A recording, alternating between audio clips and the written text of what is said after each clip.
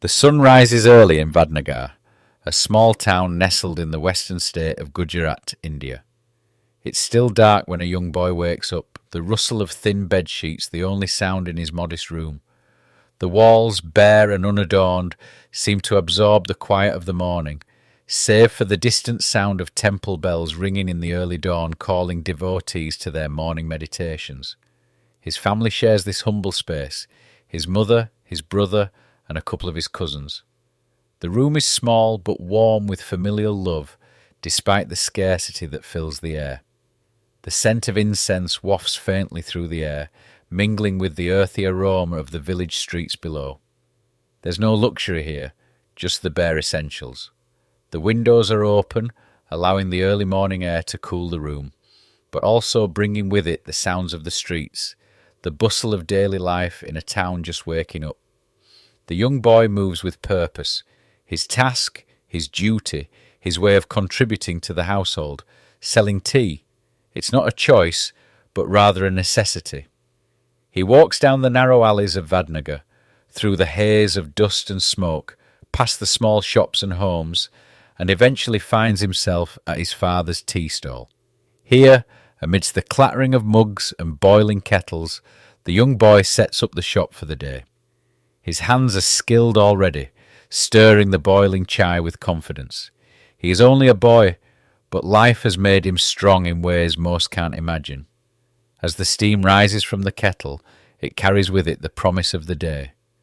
The noise grows louder, the streets more crowded as people begin to fill the roads with their chatter, their footsteps, their vehicles.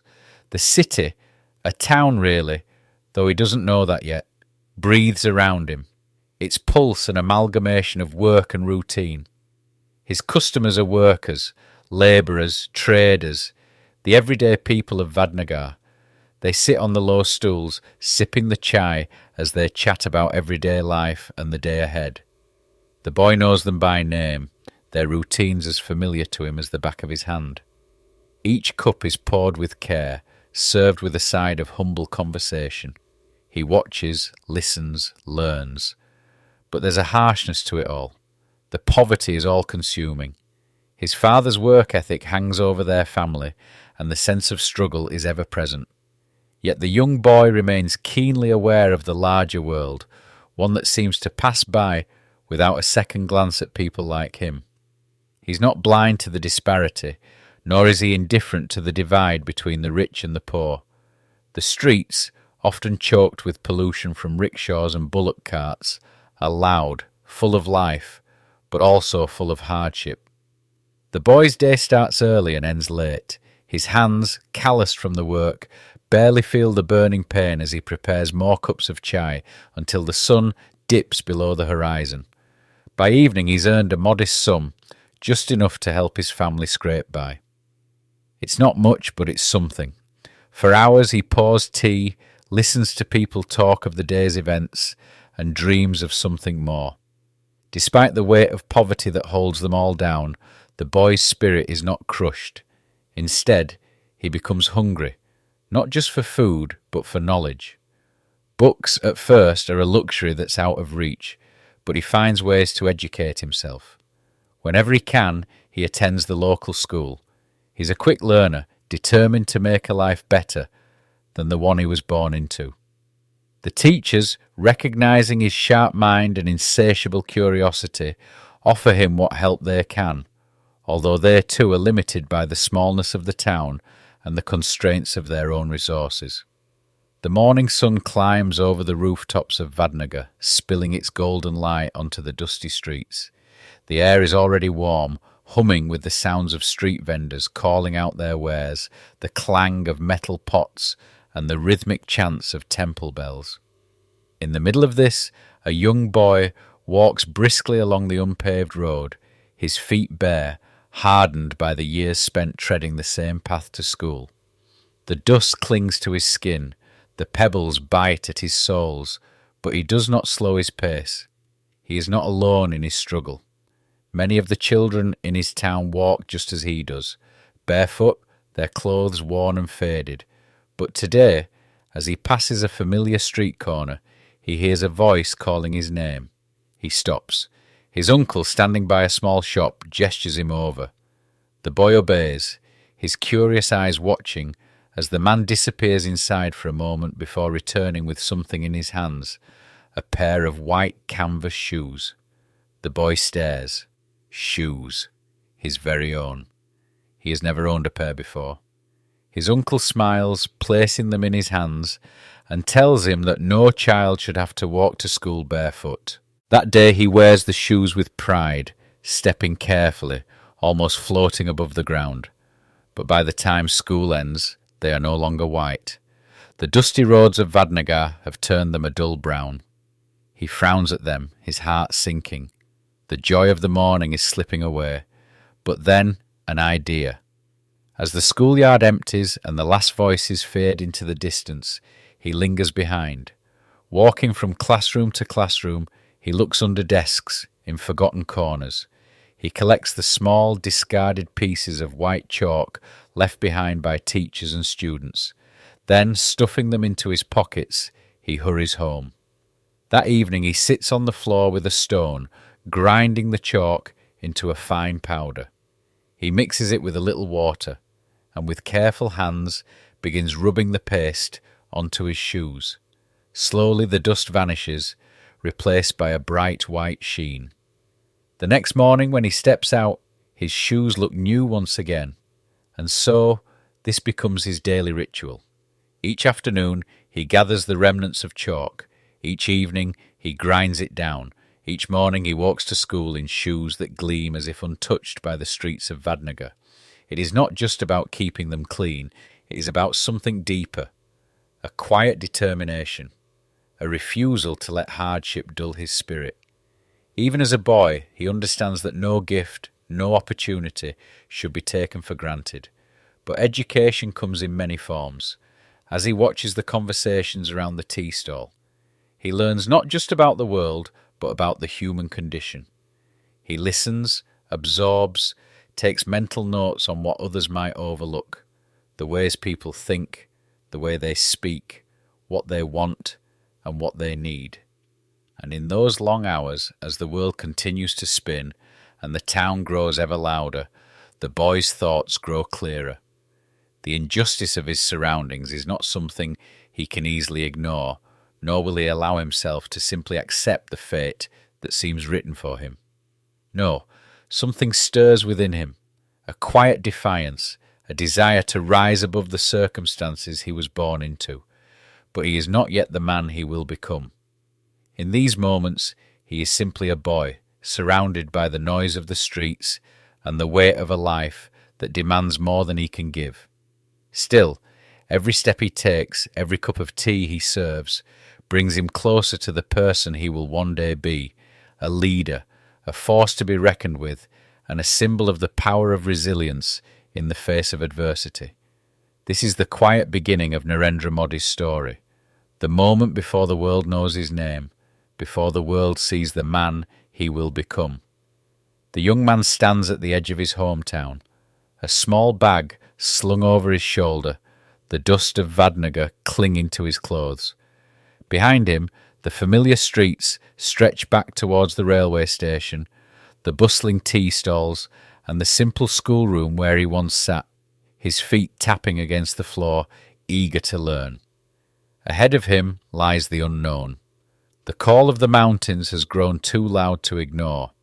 He has finished his schooling, an achievement in itself for someone from such humble beginnings. While others his age set their sights on jobs, marriage, and stability, he feels an unshakable pull towards something else, something beyond textbooks and examinations.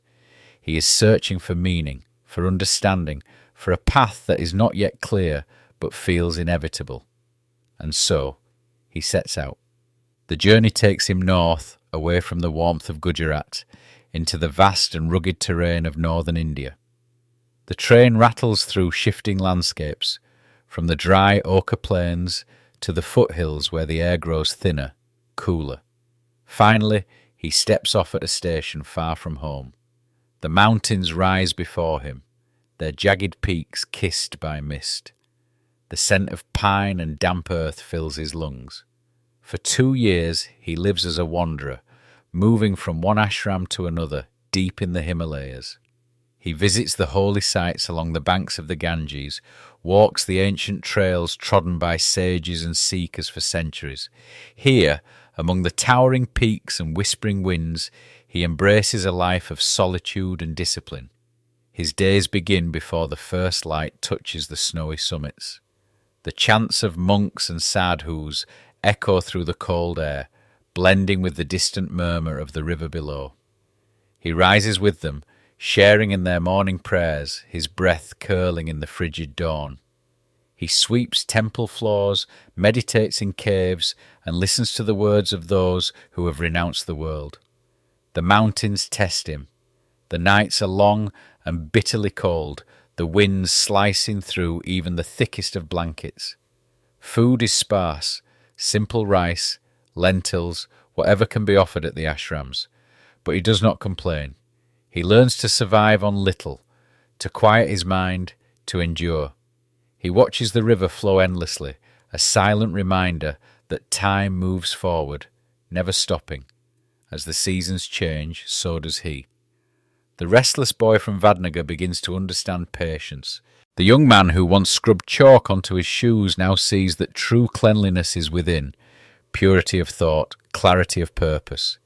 It is in these remote heights that his vision for life begins to take shape. He has seen India in its rawest form, the struggle of the poor, the devotion of the seekers, the vastness of the land and its contradictions. And now he knows that his journey cannot end in the mountains. The world is calling him back. One morning, as the first rays of sunlight break over the Himalayan ridges, he makes his decision. He will return. Not as the boy who left Vadnagar, not as the seeker searching for himself, but as a man ready to shape the world. With one last glance at the towering peaks, he steps onto the path that will lead him back down, toward the plains, toward the people, toward the destiny waiting for him below. As the young man steps off the train, his feet touch Gujarat's soil once more. The air is thick with the scent of spices and the distant clang of temple bells. But after 2 years in the solitude of the Himalaya, the world feels noisier, busier. The simple life of reflection in the mountains is behind him now. Ahead lies something greater, though he does not yet know exactly what. He has changed. The boy who once sold tea by the railway tracks has walked through the icy silence of the north, slept under the stars, and stood in temples so ancient they whispered history into his ears. He has tested himself, stripped away every comfort, and sought the meaning of life in the company of wandering sages. Now he sees his path more clearly than ever before. To serve, to lead, to act. But where to begin? The answer has been waiting for him since childhood. The Rashtriya Swayamsevak Sangh, the RSS, the organisation that taught him discipline, purpose, and the dream of a self-reliant India. He returns to them not as a boy playing in their training grounds, but as a man ready to dedicate his life to their cause. Years pass. He rises through the ranks, proving himself not with words, but with tireless work. He moves from town to town, meeting farmers, merchants, factory workers, listening, learning. His energy is boundless, his ambition unwavering. He has no family of his own, no wife, no children. His life belongs to something bigger now. And then the call comes. Politics. The RSS grooms its own for political leadership, and his years of service have not gone unnoticed. The Bharatiya Janata Party, the BJP, the political wing of the RSS, sees his potential.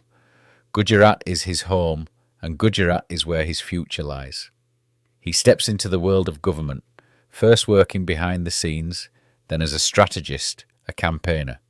Until finally, in 2001, the moment arrives. He is chosen as the Chief Minister of Gujarat. The boy who once walked barefoot to school now stands at the helm of his home state. But just as he begins to shape Gujarat in his vision, disaster strikes. The sun sets over Gujarat, painting the sky in hues of deep crimson and burnt orange. But on the ground, The colours are darker, grey smoke rising from burning homes, the flickering glow of fires stretching into the night, and the shadows of people running, screaming, fleeing for their lives. For 3 days Gujarat is in chaos. The violence erupts after the burning of a train carrying Hindu pilgrims in Godhra, a spark that ignites a wildfire of rage. The riots tear through the state, leaving death and destruction in their wake. Streets once filled with the scent of spices and the chatter of vendors now reek of fear, of smoke, of loss.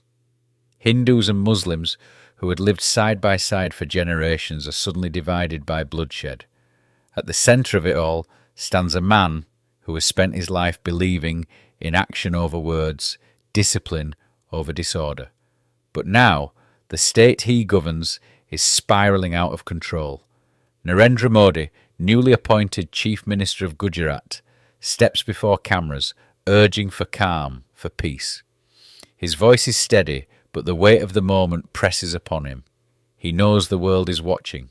He knows his leadership is being tested like never before. He calls for the military, orders curfews, and demands the violence end. Some listen, others do not. The fires burn on. The riots will forever be a stain on Gujarat's history and on his. Accusations follow him of inaction, of complicity, of failing his people in their time of need. Investigations begin, questions are raised, and for years to come, his name will be tied to these 3 days of darkness. Some call him a protector of law and order, others call him a man who let Gujarat burn, but those who have known him longer, who have followed his journey from a young boy selling tea to the man standing at Gujarat's helm, see something else. They see the mark of the RSS, the century-old Hindu nationalist organisation that has shaped his beliefs, his discipline, his vision for India. The weight of Gujarat's past does not fade. It follows him, shadowing his every move. The riots of 2002 remain an open wound, a dark chapter in the state's history and in his. Accusations, defences, inquiries, verdicts, the debates rage on. But Narendra Modi does what he has always done. He moves forward. Gujarat becomes his proving ground. If he cannot change the past, he will shape the future. Roads stretch across the state like veins carrying the lifeblood of commerce. Factories rise and investors take notice. Power shortages, once an accepted reality, become a thing of the past as electricity hums through villages that had lived in darkness for decades. Farmers, long ignored, find support in irrigation projects that promise prosperity instead of struggle. The people call it the Gujarat model, a vision of India's potential built on the foundations of industry, technology and relentless work. In the villages, in the bustling cities, in the corporate boardrooms of Mumbai and beyond, his name begins to echo beyond Gujarat's borders. Modi. The man who rebuilt his state, the leader who speaks not in the measured tones of diplomacy, but in the language of the people.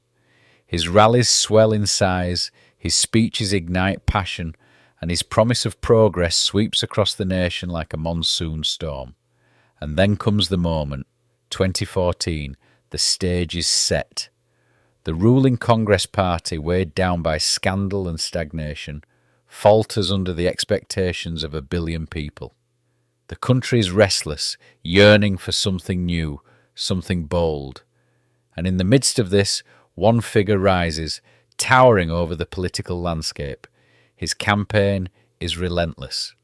He crisscrosses the country, covering thousands of kilometres, speaking in town squares, stadiums and temples. He speaks of development, of an India that can stand taller on the world stage, of opportunity, of pride. He reminds the people that he is not from Delhi's elite political families, not a dynastic ruler born into power. He is one of them. A man who once sold tea by a railway track. A man who understands their struggles because he has lived them. The people listen. And when the votes are counted, India has spoken. Narendra Modi is elected the 14th Prime Minister of India. The weight of the moment is not lost on him. The Great Hall of Rashtrapati Bhavan, the presidential palace in New Delhi, hums with history as he takes the oath of office. Outside, the streets are alive with celebration, hope, expectation. This is his moment, but it is also India's. Power is never without struggle. The responsibilities of running the world's largest democracy are immense, and the road ahead is filled with obstacles. The economy, national security, diplomatic relations, social divisions that still run deep. He moves quickly. His vision is one of modernization. Digital India, made in India. He pushes for self-reliance, for an India that does not look outward for strength but finds it within. Technology, infrastructure, healthcare, each becomes a battleground where he fights to bring his vision to life. But there are critics. There are always critics. His leadership is praised and condemned in equal measure. His policies spark debates. His past still lingers, but his focus remains unshaken.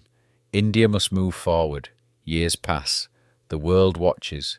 Under his leadership, India strengthens its place on the global stage. Trade deals, defence strategies, alliances with world leaders. He plays the game of geopolitics with the same determination that once drove him to collect chalk dust to keep his shoes white. But beyond the grand halls of power, the real test of leadership remains the people. The farmers in Punjab, the factory workers in Mumbai, the students in Bengaluru who dream of building the next great innovation, the mothers who still wait for safe drinking water in their villages. Their hopes rest in his hands, in his government's hands, in the hands of an India that is ever changing, ever growing. And so, as he looks ahead, he knows the work is never done. The future of India is unwritten, shaped by its leaders, its people, its relentless spirit. And for Narendra Modi, the journey from a boy selling tea in a railway station to the Prime Minister of the world's largest democracy has never been just about himself. It has always been about India.